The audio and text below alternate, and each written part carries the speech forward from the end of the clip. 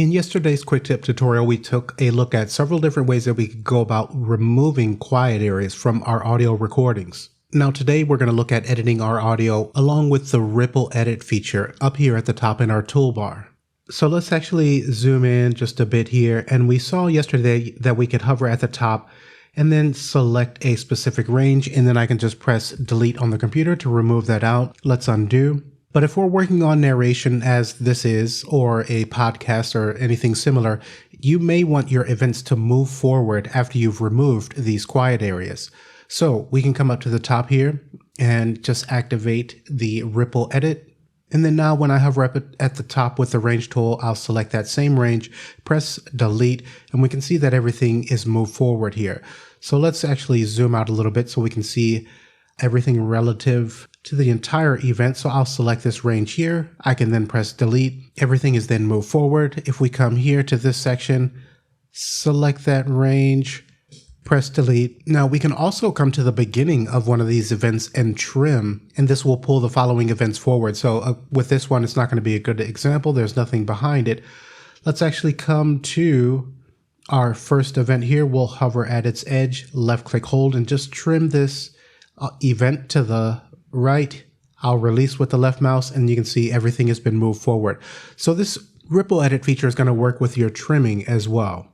Now, just quickly, one other method that I forgot to mention for removing these silent areas, I was pressing 3 or clicking on the split tool and then coming in and then making cuts, coming back to the arrow tool, selecting that piece, and then removing. But let's undo that action as well as those cuts. And I'm going to temporarily turn off the ripple edit.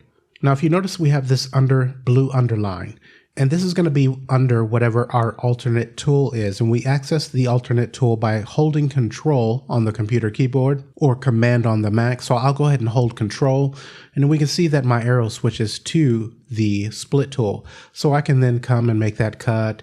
Let's come here. I'll just release Control, and we automatically switch back to the arrow tool. So just be aware that that's another way that you can go about editing your audio.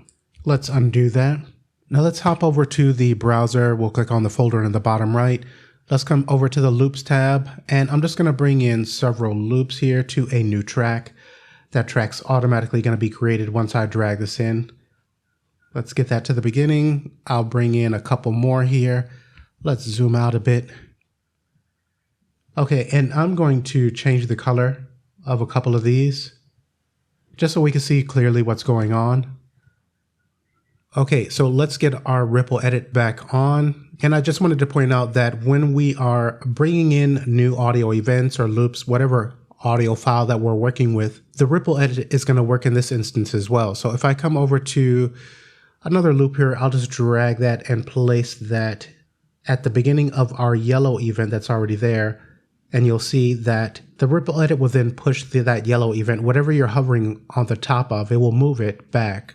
So we'll bring in another loop here, left click, hold, and drag, and I'm going to put this on top of that kind of maroon or dark reddish event, release, and it's going to push that event back in time. And if we have multiple events on a track, we can of course left click and hold and then change their position. And I'm going to quickly grab an instrument and load this into our session.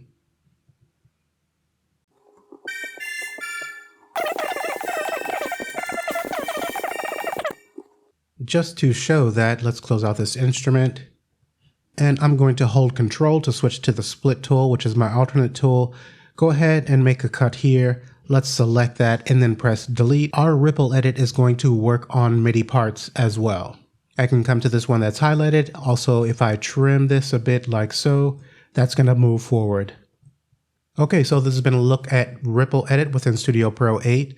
If you're interested in speeding up your learning curve with Studio Pro or earlier versions of Studio One, I do provide one-on-one training directly over Zoom with me. And if you'd like to find out more information about that, check out the pinned comment below or the description area of this video. Hope to see you in tomorrow's final 31 days of quick tips for Studio Pro 8.